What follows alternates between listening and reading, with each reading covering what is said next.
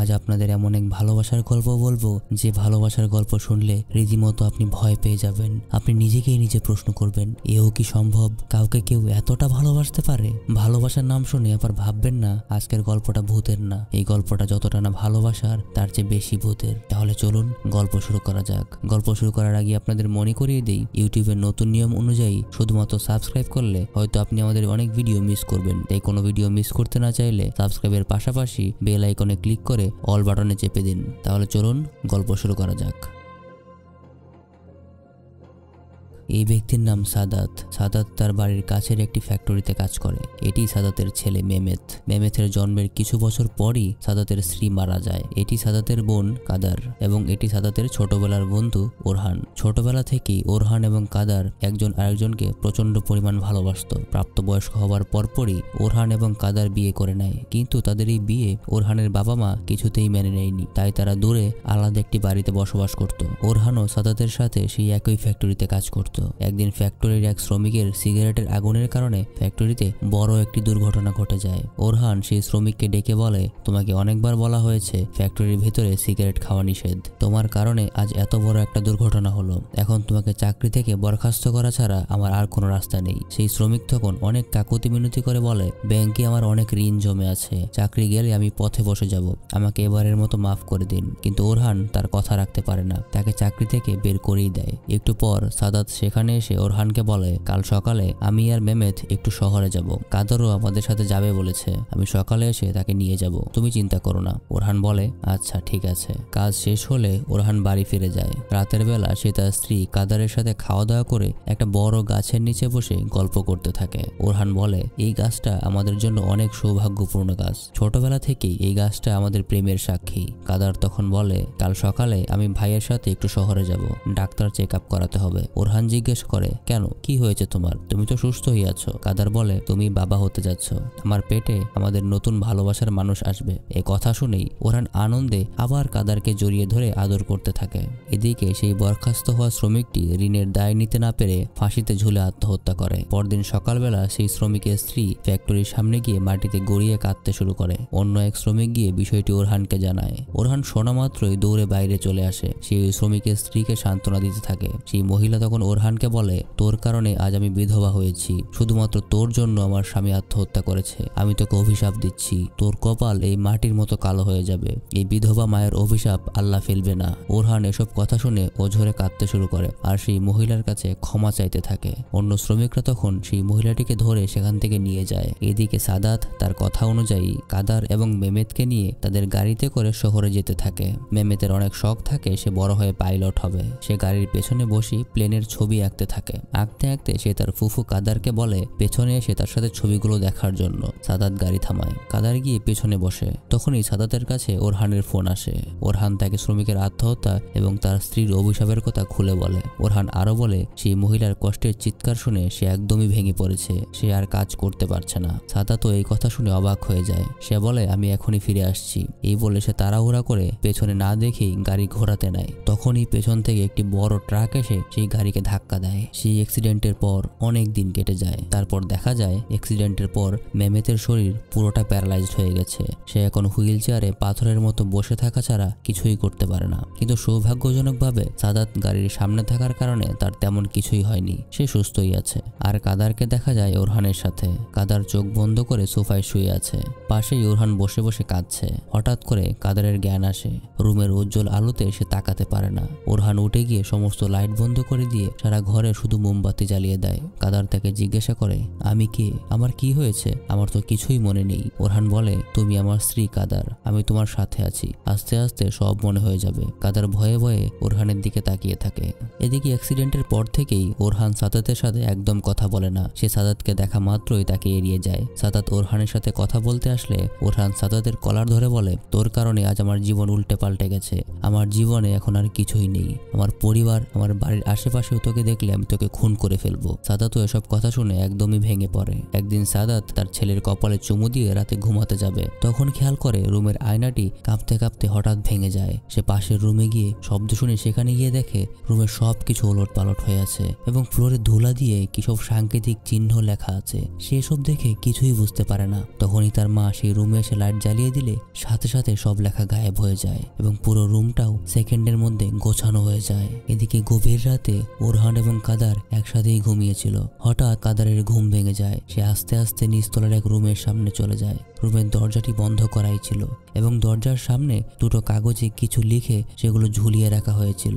কাদার কোনো কারণ ছাড়াই সেই দরজায় ক্রমাগত আঘাত করতে শুরু করে। তখনই বিশ্রী চেহারার কেউ একজন রুম থেকে বের হয়ে আসতে চায়। পুরো ঘর কেঁপে ওঠে। তখনই ওরহান দৌড়ে নিচে এসে কাদারকে নিজের বুকে জড়িয়ে ধরে। ওরহান তাকে বলে, কখনোই তুমি এই রুমের সামনে আসবে না। এই রুমের ভেতরে আমাদের অনেক খারাপ স্মৃতি আছে, আমাদের উচিত সেগুলো ভুলে যাওয়া। কাদার বলতে থাকে, আমার অনেক ভয় হচ্ছে, আমি নিচে কিভাবে আসলাম আমি কিছুই জানি না। ওরহান তাকে সান্ত্বনা দিয়ে আবার নিজেদের রুমে নিয়ে যায়। কাদারকে তার রুমে শুইয়ে দিয়ে সে সেই বন্ধ রুমে ঢুকে কিছু একটা জাদুমন্ত্র করতে শুরু করে। কিছু বালুতে জাদুমন্ত্র করে সেই বালু দিয়ে সে তার বাড়ির চারদিক ঘিরে দেয়। এখানে বুঝতেই পারছেন ওরহান জাদুমন্ত্র করতে পারে। এই দুজন হলো ওরহানের বাবা মা। আগেই বলেছিলাম ওরহানের বাবা মা কাদার এবং ওরহানের বিয়ে মেনে নেয়নি, তাই ওরহান এবং কাদার কিছুটা দূরে আলাদা হয়ে থাকে। ওরহানের বাবা রান্নাঘরে রান্না করছে এবং মা বসে আছে। ওরহানের মায়ের মাথায় বারবার কেউ বলছে, ওরা তোমার ছেলেকে মেরে ফেলবে, যাও তোমার ছেলেকে বাঁচাও, তোমার ছেলের শরীর বিষাক্ত হয়ে যাচ্ছে। সে জিনা ধরা মানুষের মতো বাসা থেকে বের হয়ে যায়। ওরহানের বাবা সেটা দেখতে পেয়ে তাকে ঘরে নিয়ে আসতে চায়, কিন্তু মা বলে, আমাকে একটা কাজ করতে হবে, আমাকে কাজটা করতেই হবে, কিন্তু কি কাজ সে তা বলে না। ওরহানের বাবা ভাবে তার মাথায় হয়তো কোনো সমস্যা হয়েছে, তাই সে তাকে বুঝিয়ে শুনিয়ে আবার ঘরে নিয়ে যায়। এদিকে ওরহান ফ্যাক্টরিতে কাজে চলে যাওয়ায় কাদার ছিল বাসায় সম্পূর্ণ একা। সে পুরো বাড়িটা ঘুরে দেখতে শুরু করে। সে তাদের বিয়ের আগের ছবি দেখে, নিজের অতীত মনে করার চেষ্টা করে, কিন্তু তার কিছুতেই কিছু মনে হয় না। ঘুরতে ঘুরতে সে তাদের বেডরুমে সুতা দিয়ে পেঁচানো একটি তাবিজের মতো কিছু খুঁজে পায়। সাথে সাথে সে পাগলের মতো রুমে সবকিছু ছুঁড়ে ফেলতে শুরু করে। মনে হয় সে কিছু একটা খুঁজে বের করার চেষ্টা করছে। ট্রাঙ্ক, আলমারি, ড্রয়ার কোনো কিছুই সে বাদ রাখে না। রাতের বেলা ওরহান বাড়ি ফিরে আসে। সে রুমে গিয়ে দেখে কাদার রুমে একটি ছবি নিয়ে এক দৃষ্টিতে সেটির দিকেই তাকিয়ে আছে। সেই ছবিটি ছিল ওরহানের বাবা মা এবং তাদের দুজনের। তখন ওরহান বলে, এরা আমার বাবা মা আমাদের বিয়ে মেনে নেয়নি, তাই আমরা আলাদা থাকি। কাদার জানতে চায়, আমার বাবা মায়ের ছবি কেন নেই, আমি তাদেরকে দেখতে চাই। এই বলে সে কাঁদতে থাকে। তখনই ওরহান ঘরের ভেতরে কোনো কিছুর একটা অস্তিত্ব অনুভব করে। সে নিচে নেমে যায়। সে তার জানালার পর্দা সরিয়ে দেখে হুবহু তার মতো দেখতে একজন বাড়ির সীমানার বাইরে দাঁড়িয়ে আছে এবং সাথে তার মায়ের মতো কেউ একজন দেখতে দাঁড়িয়ে আছে, যার পুরো শরীরটাই রক্তে ভেজা। ওরহান তখন মন্ত্র পড়তে শুরু করে। তারপর সে একটি ছাগলকে মেরে ছাগলের মাথার উপর একটি তাবিজের মতো কিছু একটা রেখে বাড়ির সামনের কোনায় তাকে মাটি চাপা দিয়ে দেয়। রুমে গিয়ে সে কাদারকে বলে, যতদিন আমি না বলি ততদিন তুমি এই বাড়ির বাইরে যেও না, কারো সাথে কথাও বলো না। আমি তোমাকে অনেক ভালোবাসি, তোমার আবার কিছু হয়ে গেলে আমি বাঁচতে পারবো না। কাদার অনেক ভালোবাসা নিয়ে ওরহানের দিকে তাকিয়ে থাকে। গভীর রাতের বেলা কাদার ঘুমিয়ে গেলে ওরহান আবার উঠে সেই বন্ধ রুমে ঢুকে আবার তার জাদুমন্ত্র করতে বসে যায়। দেখা যায় ওরহান আসলে কাদারের উপরই জাদু করছে। কাদারের একটি ছবিতে তার দুটো চোখে ফুটো করে দিয়ে ছবির পেছনে কিছু একটা লিখে সেটা মোমের আগুনে জ্বালাতে শুরু করে। কি অবাক হচ্ছেন? ধৈর্য ধরুন, গল্পের তো সবে শুরু। এদিকে সাদাত একটি ভয়ঙ্কর স্বপ্ন দেখে রাতের বেলা জেগে ওঠে। সে দেখে তার ছেলে মেমেত সেই বিছানায় নেই। সে ভয় পেয়ে যায়, মেমেত কোথায়? মেমেত তো প্যারালাইজড, সে একা একা নড়তেও পারে না। সে ভয়ে ভয়ে পাশের রুমের দিকে আগায়। সেই রুমে গিয়ে দেখে তার বৃদ্ধ মা মেমেতের হুইল চেয়ারে বসে আছে। তার মুখটা বিভৎস হয়ে আছে। তার মা তার দিকে তাকিয়ে এগিয়ে আসতে থাকে। হঠাৎ কম বয়সী আরেকটা মেয়ে তার দিকে তেড়ে আসতে থাকে। তখনই তার ঘুম ভেঙে যায়। সে বুঝতে পারে পুরোটাই স্বপ্ন ছিল, মেমেত তার আগের জায়গাতেই আছে। পরদিন ওরহান সকালবেলা ফ্যাক্টরিতে চলে যাওয়ার পর কাদার তার বাচ্চাকালের ছবিগুলো বের করে এক এক করে দেখতে শুরু করে। তার কাছে সবকিছুই অচেনা লাগতে থাকে। হঠাৎ একটি শব্দ শুনে সে উঠে পড়ে। সে ঘরের ভেতর হাঁটতে শুরু করে। সেখানে গিয়ে সে আর একটি তাবিজ দেখতে পায়, যেটির সাথে একটি চাবি লাগানো রয়েছে। তাবিজ ধরা মাত্রই সে বিভৎস চেহারার একটি কম বয়সী মেয়ে মানুষকে দেখতে শুরু করে। সে তাবিজটি ছেড়ে দেয়। রাতের বেলা সাদাত মেমেতকে টেবিলে বসে আবার তাকে কলম ধরিয়ে আগের মতো ছবি আঁকতে বলে। সে নিজে মেমেতের হাত ধরে তাকে দিয়ে ছবি আঁকায়। তখন সে শুনতে পায় বাইরের দরজায় কেউ নক করছে। সে বাইরে কে আছে দেখার জন্য উঠে গিয়ে দেখে বাইরে কেউ নেই। ফিরে এসে দেখে মেমেত দেয়ালে এক বিশ্রী চেহারার একটি মেয়ে মানুষের ছবি এঁকে ফেলেছে, যার গলায় একটি তাবিজ ঝোলানো। সে রুমে আসা মাত্রই মেমেত আবার মাটিতে পড়ে অজ্ঞান হয়ে যায়। সে সাথে সাথে তাকে কোলে তুলে নিয়ে বিছানায় শুইয়ে দেয়। এদিকে ওরহানকে দেখা যায় সে তার জাদু মন্ত্রের রুমে বসে তার নিজের আপন বাবা মায়ের উপরই জাদু মন্ত্র করছে। সে একটি কাগজে তার মন্ত্র লিখে সেটি দিয়ে তার বাবা মায়ের ছবিকে মুড়িয়ে ফেলে। তারপর একটি মোমবাতি দিয়ে সেই কাগজটি সিল করে দেয়। এই কাগজ নিয়ে সে চলে যায় তাদের বাবা মায়ের বাড়িতে ঢুকে তার বাবা মায়ের সাথে একটু কথা বলে সে বাথরুমের অজুহাত দেখিয়ে তাদের থেকে আড়ালে চলে আসে। তারপর সেই জাদু করা কাগজটি একটি আয়নার পেছনে শক্ত করে লাগিয়ে দেয়। এদিকে মেমেতকে বিছানায় শুইয়ে দেওয়ার পর তার সাথে এসব উল্টোপাল্টা ঘটনা কেন হচ্ছে এসব চিন্তা করতে করতে বারান্দায় দাঁড়িয়ে সে সিগারেট খেতে থাকে। তখনই তার মা বাইরে এসে বলে, বাবা, তোমার মনের অবস্থাটা আমি বুঝতে পারছি। আমার মনে হয় তোমার একবার ভিসেল হুজুরের সাথে দেখা করা উচিত। এটা শুনে সাদাত রেগে গিয়ে বলে, এসব ভণ্ড হুজুর ফুজুর আমি বিশ্বাস করি না, আমাকে এসব বলতে আসবে না। এই বলে সে ভেতরে চলে যায়। ভেতরে গিয়ে সে দেখে তার মা তার ভেতরের রুমেই বসে আছে। সে অবাক হয়ে যায়, তাহলে বাইরে কে ছিল? সে বসে বসে এসবই ভাবতে থাকে। ওদিকে কাদার বাড়িতে একা। হঠাৎ কাদার শুনতে পায় তাকে কেউ একজন ডাকছে। সে বাইরে এসে দেখে ওরহান দাঁড়িয়ে আছে। সে ওরহানের হাত ধরে ওরহানের সাথেই হাঁটতে শুরু করে। কিছু দূর হাঁটার পরেই সে দেখে ওরহান তার পাশে নেই। সে ভয়ে ওরহানের নাম ধরে চিৎকার করতে থাকে। হঠাৎ সে খেয়াল করে সামনের একটি গাছের পেছনে কেউ একজন দাঁড়িয়ে আছে। সে সেদিকে গিয়ে দেখে ওরহান 3টা মৃত লাশ নিয়ে তাদের কাফনের কাপড় খোলার চেষ্টা করছে। লাশের মুখটি খোলার সাথে সাথে সেটি দেখে কাদার চিৎকার করে ওঠে। সাথে সাথে ওরহানের ঘুম ভেঙে যায়। সে পাশেই তাকিয়ে দেখে কাদার তার গলা ধরে হাঁসফাঁস করছে। সে কাদারকে জাগিয়ে তুলে তার বুকে জড়িয়ে ধরে। পরদিন সাদাত তার ফ্যাক্টরিতে যায়। সে কাজ করার সময় তার সহকারী এক বন্ধু এসে তাকে জিজ্ঞাসা করে, আজকাল তোমাকে এমন দেখাচ্ছে কেন? তোমাকে দেখে তো সুস্থ মনে হচ্ছে না। সাদাত তার সাথে ঘটে যাওয়া সবকিছু তাকে খুলে বলে। এগুলো শুনে সেই বন্ধুটি বলে, আমার নিজের স্ত্রীর সাথেও একবার এমন হয়েছিল। তারপর আমি তাকে ভিসেল হুজুরের কাছে নিয়ে গিয়েছিলাম। সেখানে জানতে পারি আমার স্ত্রীর উপর জিনের প্রভাব ছিল। তুমিও তাই করো, হয়তো মেমেত ঠিকও হয়ে যেতে পারে। সাদাত তখন তার সহকর্মীকে বলে সে তাই করবে। এদিকে কাদারের সবকিছু ওরহান করে দিত, এমনকি কাদারকে গোসল করানো, তাকে খাওয়ানো, সবকিছু। এমন এক সময় কাদার তাকে বলে, আমি তোমার কথা কিছুই মনে করতে পারি না, কিন্তু এটা বিশ্বাস করি তোমার চেয়ে ভালো স্বামী পৃথিবীতে হয় না। আমি তোমাকে অনেক অনেক ভালোবাসি। ওরহান বলে, আমার জীবনের তুমিই একমাত্র এবং শেষ ভালোবাসা। তোমাকে ছাড়া আমি বাঁচতেও পারবো না, আমাকে ছেড়ে যেও না কখনো। কাদার অনেক ভালোবাসা নিয়ে ওরহানের দিকে তাকিয়ে থাকে। পরদিন সন্ধ্যাবেলা সাদাত মেমেতকে নিয়ে ভিসেল হুজুরের বাড়িতে যায়। যারা আমাদের আগের ভিডিও সিজন 2 দেখেছেন তারা এই ভিসেল হুজুরকে খুব ভালোভাবে চিনতে পারবেন। এবারও আপনাদের জন্য প্রশ্ন রইল, সিজন 2-এ হিজরান ভিসেল হুজুরকে ঠিক কিভাবে খুঁজে পেয়েছিল? সঠিক উত্তরদানকারী প্রথম 7 জনের জন্য খুবই ছোট একটা গিফট আছে। উত্তর কোথায় কিভাবে দিবেন তা জানতে পিন কমেন্ট করুন। যাই হোক, গল্পে ফিরে আসি। ভিসেল হুজুর বাসায় যাওয়ার পরপরই ভিসেল হুজুর এবং সাদাত মেমেতকে বসিয়ে তাদের সামনে একটি আয়নার উপর গরম পানি রাখে। তারপর কাগজে কিছু একটা লিখে সেই পানিতে ছেড়ে দেয়। তারপর সে পানিটা গোলাতে শুরু করে। হুজুর সাদাতকে বলে, সাদাত, তুমি তো আমাকে চেনো না, কিন্তু গতকালই জানতাম তোমরা এখানে আসবে। কিছু জিনেরা আমাকে আগেই এটা দেখিয়েছে। তুমি এবং তোমার ছেলে দুজনের উপরই জিনের প্রভাব আছে। তুমি যেখানে এসেছো এটাও তারাই আনিয়েছে। যাই হোক, ভয় পাওয়ার কিছু নেই। তোমার বা তোমার সন্তানের কারোরই কোনো ক্ষতি তারা করতে চায় না। তারা তোমাকে দিয়ে একটি কাজ করাতে চায়। কিন্তু সাদাত এটা শুনে অনেক ভয় পেয়ে যায়। সে হুজুরের কাছে সাহায্য চাইতে থাকে। হুজুর বলে, তারা আসলে তোমাকে দিয়ে কি কাজ করাতে চায় তা জানার জন্য আমার একদিন সময় প্রয়োজন। তুমি আগামীকাল ঠিক বিকালবেলায় আরেকবার এসো, আজকে চলে যাও। এদিকে গভীর রাতের বেলা ওরহানের মায়ের ঘুম ভেঙে যায়। সে ঘুম থেকে উঠেই একটি কাঁচি নিয়ে আয়নাটির কাছে চলে যায়, যেটিতে ওরহান তার জাদুর তাবিজ লাগিয়ে রেখেছিল। সে সেই তাবিজটি বের করে সেটি কুচি কুচি করে কেটে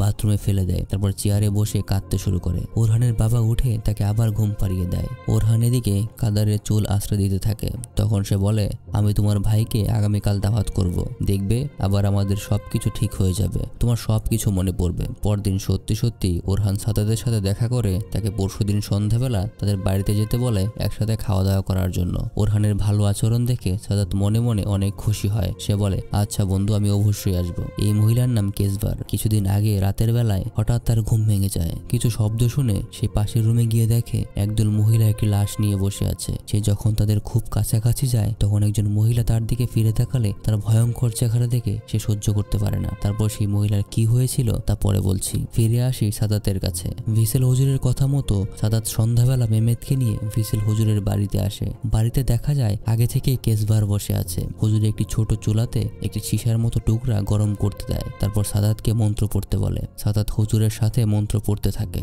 হঠাৎ কেসবার মেমেতের দিকে তাকিয়ে অন্য এক ভাষায় কি যেন বারবার বলতে শুরু করে। মেমেতের চেহারাও ভয়ঙ্কর হয়ে উঠতে থাকে, সে কাঁপতে থাকে। এদিকে চুলার সীসাটিও গলতে শুরু করে। এক পর্যায়ে মেমেতের মুখ খুলে যায়, সে চিৎকার করে ওঠে। হুজুর এসে তার মুখ বন্ধ করে। তারপর হুজুর সাদাতকে বলে, তুমি অনেকদিন ধরে একটি বাড়িতে যাও, কিন্তু সেই বাড়িতে তোমাকে ঢুকতে দেওয়া হয় না। আজ রাতে একদম সূর্য ওঠার আগ পর্যন্ত তুমি মেমেতের রুমে থাকবে। রাতের যে কোনো এক সময় জিনেরাই তোমাকে ইশারায় দিয়ে বুঝিয়ে দিতে হবে কখন তোমাকে সেই বাড়িতে যেতে হবে। যেখানে যাবে সেখানে এরকম একটি সীসার তৈরি তাবিজ দেখতে পাবে। সেই তাবিজটি তোমাকে পুড়িয়ে ফেলতে হবে। পুরানোর সময় তুমি অনেক ভয়ঙ্কর দৃশ্য দেখতে পাবে, কিন্তু ভয় পাওয়ার কিছু নেই, তোমার কিছুই হবে না। সেদিন গভীর রাতের বেলায় দেখা যায় ওরহানের মা বাইরে গিয়ে একটি বড় পাথর টানাটানি করছে। কোনো মতো সেই পাথরটি তুলে সেই পাথর দিয়ে একটি মুরগিকে চাপা দিয়ে সে মেরে ফেলে। তারপর সেই পাথরটিকে নিয়ে সে ঘরের ভেতরে চলে যায়। তারপর সে তার স্বামীর মাথায়ও এই পাথরটি দিয়ে আঘাত করে তাকে সাথে সাথে মেরে ফেলে। তখনই ওরহানের ঘুম ভেঙে যায়। সে উঠে সাথে সাথে তার মায়ের কাছে ফোন দেয়। ওরহানের মা ফোন রিসিভ করে বলে, তারা তোমার বাবাকে মেরে ফেলেছে, তারা আমাকেও মেরে ফেলবে, তুমি তাড়াতাড়ি আসো বাবা, আমাকে বাঁচাও। অর্থাৎ ঘটনাটা শুধুমাত্র ওরহানের স্বপ্ন না, ঘটনাটা সত্যিই ঘটেছে এবং ওরহানকে সেটা সরাসরি স্বপ্নে দেখানো হয়েছে। ওরহান সাথে সাথে ফোন রেখে তার বাবা মায়ের বাড়ির দিকে রওনা দেয়। এদিকে সাদাত হুজুরের কথা মতো রাতের বেলা জেগে জিনের ইশারার অপেক্ষা করতে থাকে। তার মাথায় বারবার হুজুরের কথাগুলি ঘুরতে থাকে। হঠাৎ সে বাইরে বালতির ঝনঝন শব্দ শুনতে পায়। সে পাশে তাকিয়ে দেখে তার ছেলে ঘুমের মধ্যেই হাত নাড়াচ্ছে আর সেই সাথে শব্দ হচ্ছে। হঠাৎ তার মা দরজায় এসে বলে, বাবা সময় হয়ে গেছে, কাদারকে বাঁচাও। সে বুঝে যায় এই সেই জিনের ইশারা যার কথা হুজুর তাকে বলেছিল। সে সাথে সাথে কাদার অর্থাৎ ওরহানের বাড়ির উদ্দেশ্যে রওনা হয়ে যায়। ওরহান ওদিকে কাদারকে একা ফেলি নিজের বাবা মায়ের বাড়িতে চলে এসেছে। বাড়িতে ঢুকে সে দেখে তার বাবা যেমনটা স্বপ্নে দেখেছিল তেমন অবস্থায় বিছানায় মৃত পড়ে আছে। সাথে সাথে সে আয়নার পেছনে জাদুরা দেখার জন্য চেক করে, কিন্তু দেখে সেখানে কিছুই নেই। সে তার সারা বাড়িতে তার মাকে খুঁজতে থাকে। অনেক খোঁজাখুঁজির পর বাইরের একটি চেয়ারে তার মাকে বিভৎস অবস্থায় মৃত বসে থাকতে দেখা যায়। সাদাত এদিকে ততক্ষণে ওরহানের বাড়িতে পৌঁছে গিয়েছে। সে বাড়িতে বাইরে দাঁড়িয়ে ওরহানকে ডাকতে থাকে, কিন্তু ভেতর থেকে কোনো উত্তর না দিলে এক সময় সে দরজা ভেঙে ভেতরে ঢুকে পড়ে। জোরালো শব্দ শুনে কাদার নিচে নেমে আসে। সে চুপচাপ দাঁড়িয়ে দেখতে থাকে। কাদার সাদাতের সামনেই দাঁড়িয়ে ওরহানকে ডাকতে থাকে। কাদার তার সামনে দাঁড়িয়ে থাকা সত্ত্বেও সে কাদারকে দেখতে পায় না। কাদার অবাক হয়ে সাদাতের পিছু পিছু যেতে থাকে। হঠাৎ সাদাত ওরহানের জাদুমন্ত্র করার রুমটিকে তাবিজ দিয়ে বন্ধ দেখতে পায়। সে লাথি দিয়ে সেই দরজাটি ভেঙে ভেতরের রুমে ঢুকে পড়ে। ভেতরে ঢোকার সাথে সাথেই নাকে বিশ্রী একটা গন্ধ আসতে থাকে। সে কোনো মতনে সেই রুমে ঢুকে দেখতে থাকে রুমের ভেতরে সব কালো জাদু করার জিনিসপত্র ছড়িয়ে ছিটিয়ে আছে। কাদারও সাদাতকে ফলো করে তার পিছু পিছু সেই রুমে ঢুকে পড়ে। সাদাত দেখতে পায় পাশেই বিছানায় একটা বড় পোটলার মতো কিছু একটা। সে কাপড় সরিয়ে দেখতে পায় কাপড়ে পেঁচানো রয়েছে একটি মৃত লাশ। লাশটির গলায় একটি বড় তাবিজ, যেমনটা হুজুর বলেছিল এবং যেমনটা মেমেথ তার প্যারালাইজড থাকার সময় একবার দেয়ালে এঁকেছিল। লাশটি কার দেখার জন্য সে যখনই লাশটির মুখ খোলে সে দেখতে পায় এটি তার বোন কাদারের লাশ। সাদাতের দুনিয়া ওলট পালট হয়ে যায়। এ কি দেখলাম আমি? ওরহান কি তাহলে এতদিন তার মৃত বোনের লাশ নিয়ে কালো জাদু করছিল? নিজেকে সামলে নিয়ে সাদাত সেই লাশ থেকে তাবিজটি নিয়ে পাশেই আগুনের পাত্রে সেটি পুড়িয়ে ফেলে। এদিকে কাদার সাদাতের পেছনে দাঁড়িয়েই সব দেখছিল। যেই মাত্র সাদাত তাবিজটিকে পুড়িয়ে ফেলে কাদারের সারা শরীর জ্বলতে শুরু করে। সে চিৎকার করতে থাকে। এবার সাদাত তাকে দেখতে পায়। সারা ঘর কাঁপতে থাকে। ঘরের ভেতরে ঝড় শুরু হয়ে যায়। কাদারের সুন্দর চেহারা কেমন বিশ্রী হয়ে যায় এবং পেছন থেকে আর একটা ভয়ঙ্কর চেহারার কেউ এসে কাদারকে জড়িয়ে ধরে মুহূর্তের মধ্যেই তাকে সেখান থেকে নিয়ে যায়। তখনই সেখানে ওরহান ছুটে আসে। ওরহান চিৎকার করে বলে, সাদাত এ কি করলে তুমি? তুমি আবার আমার জীবনের সবকিছু ছিনিয়ে নিলে। এখান থেকেই সব রহস্যের জট খুলতে থাকে। এতক্ষণ যা বললাম সবই সাদাত তার ডায়েরিতে লিখে রাখছিল। সাদাতের ডায়েরির লেখা অনুযায়ী সেই বিধবা মহিলার অভিশাপের কারণে সেদিনের গাড়ির অ্যাক্সিডেন্টে কাদার সেখানেই মারা যায়। কিন্তু ওরহান কাদারকে এত বেশি ভালোবাসত সে কাদারের মৃত্যুটা কোনোভাবেই মেনে নিতে পারেনি। তাই সে কবর দেওয়ার পর কাদারের লাশ তুলে সেই লাশ নিজের বাড়িতে নিয়ে যায়। সে শয়তানের উপাসনা করে কালো জাদু মন্ত্র শিখে। তার শেখা সকল কালো জাদু মন্ত্র ব্যবহার করতে থাকে সে কাদারকে জীবিত করার জন্য। সে শয়তানের কাছে কাদারের জীবনের বিনিময়ে নিজের আত্মাকে উৎসর্গ করে দেয়। কিন্তু মৃত মানুষকে তো জীবিত করা যায় না। তাই শয়তানের সাহায্য নিয়ে সে জিনের এক মেয়েকে তার জগৎ থেকে এই জগতে এনে তাকে বন্দি করে তাকে কাদারের রূপ দিয়ে তার সাথে বসবাস করতে শুরু করে। সেই জিন মেয়েকে সে তার কালো জাদু দিয়ে আগের সব স্মৃতি ভুলিয়ে দেয়। তাই সে জিন মেয়েটিও জানতে পারে না না সে আসলে কি এবং কে। সে ওরহান যাই বলে তাই মেনে নেয়। কিন্তু জিন মেয়েটিরও পরিবার আছে। জিনের পরিবার তাদের মেয়েকে তাদের জগতে ফিরিয়ে নেওয়ার চেষ্টা করতে শুরু করে। জিনের পরিবার প্রথমে সরাসরি এসে তাদের মেয়েকে নিয়ে যেতে চায়। তাই ওরহান তার কালো জাদু ব্যবহার করে তার বাড়ির চারপাশে বালু দিয়ে একটি রেখা তৈরি করে সে তার বাড়ি বন্ধ করে দেয়, যেন জিনের পরিবারের কেউ কোনোভাবেই তার বাড়ির ভেতরে না আসতে পারে। তারপর সেই জিনের পরিবার ওরহানের মা বাবাকে টার্গেট করে। ওরহান সেটা বুঝতে পেরে তার মা বাবাকে রক্ষা করার জন্য তাদের বাড়িতেও জাদু করে রাখে, যেন জিনের পরিবার তার মা বাবার কোনো ক্ষতি করতে না পারে। কিন্তু জিনেরা সেই জাদু ভেঙে তার মা বাবা দুজনকেই খুন করে তাদের প্রতিশোধ নিয়ে নেয়। তাদের মেয়েকে ফিরিয়ে নেওয়ার জন্য তারা ক্যাশবারের উপর ভর করে ভিসেল হুজুরের কাছে গিয়ে সাহায্য চায়। তারপর সাদাতের সাহায্যে ওরহানের বাড়িতে সেই জাদু এবং তাবিজটি নষ্ট করায়। জাদু নষ্ট হওয়ার পর খুব সহজেই তারা ওরহানের বাড়িতে ঢুকে তাদের মেয়েকে তাদের জগতে ফিরিয়ে নিয়ে যায়। সেই ঘটনার 2 সপ্তাহ পর মেমেত পুরোপুরি সুস্থ হয়ে যায় এবং ওরহানকেও কোথাও দেখা যায়নি। অনেকেই বলে সে কাদারের দুঃখে আত্মহত্যা করেছে। এতক্ষণ যে ঘটনাটি বললাম সেটি সম্পূর্ণ সত্যি কিনা এই ব্যাপারে নিশ্চিত করে বলতে পারছি না। যাই হোক, গল্পটি ভালো লাগলে বন্ধুদের সাথে শেয়ার করুন, নইলে কিন্তু আপনাকেও জিনে ধরতে পারে। আর হ্যাঁ, আমাদের ফেসবুক গ্রুপে জয়েন করবেন, তাহলে গ্রুপের মাধ্যমে খুব সহজেই জানতে পারবেন আমরা কখন ভিডিও পাবলিশ করছি, কি ভিডিও পাবলিশ করছি। গ্রুপে জয়েন করার লিঙ্ক পিন কমেন্টে দিয়ে দিলাম। আজকের মতো বিদায়, সবাই ভালো থাকবেন।